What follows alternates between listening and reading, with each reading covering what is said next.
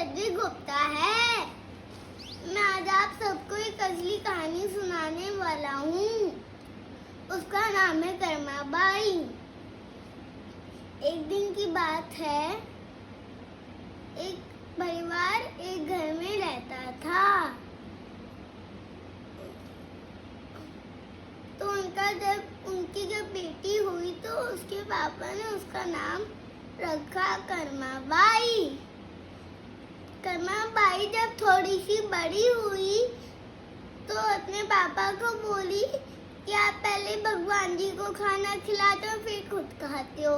तो उसके पापा बोले, हाँ बेटा, वो मेरे भगवान जी हैं, इसलिए मैं पहले उनको खाना खिलाता हूँ फिर खुद खाता हूँ।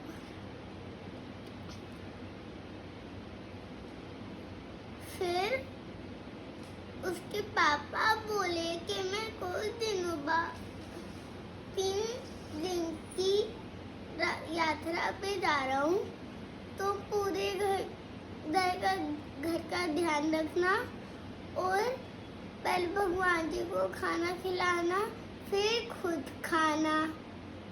तो कर्मा बाई जब पहले दिन खाना खिलाती है, खिचड़ी बना के खिचड़ी बना के जब खाना खिलाती है भगवान जी को, तो भगवान जी खाना खाती ही नहीं है। फिर मूर्ति में से आवाज आती है कि पहले पर्दा तो लगाओ, मैं जब तो खाऊंगा।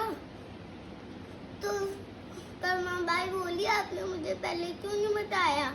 अब भी भूखी रहे और आपने मुझे भी भूखा रखा। फिर कर्मा बाई जब पर्दा लगाती है जब भगवान जी खाना खा जाते हैं, फिर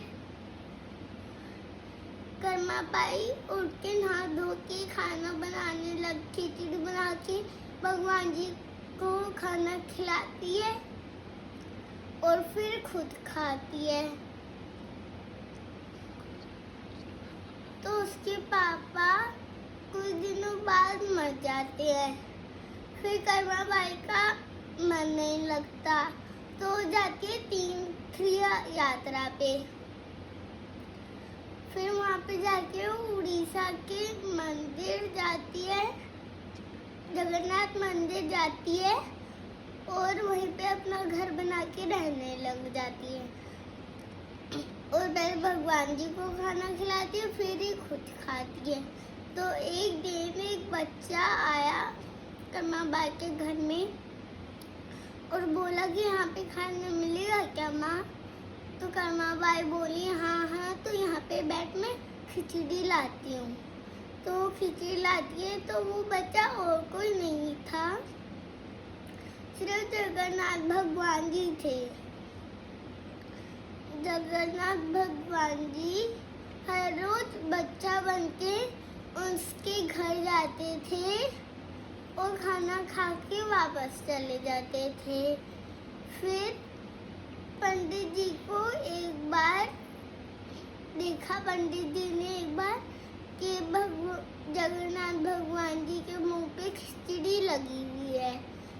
तो वो सोचते हैं यहाँ पे तो खिचड़ी का भोग कोई लगाता ही नहीं है, तो ये जगन्नाथ भगवान जी के मुंह पे खिचड़ी कैसे लगी हुई है?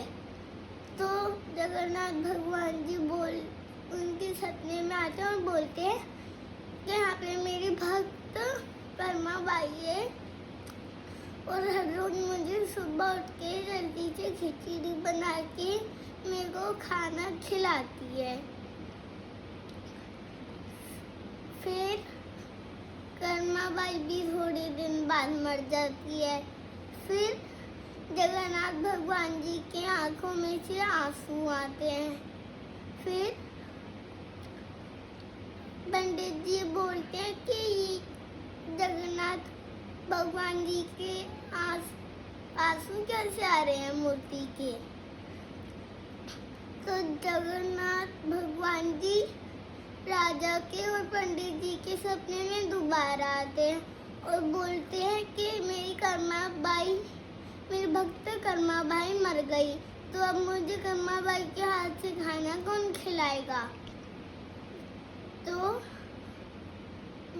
राजा ने बोला कि अब से यहाँ पे सिर्फ खिचड़ी का ही भोग लगेगा। तो जब से आज तक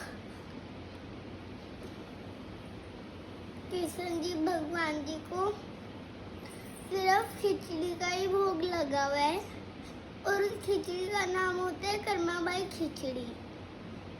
तो फिर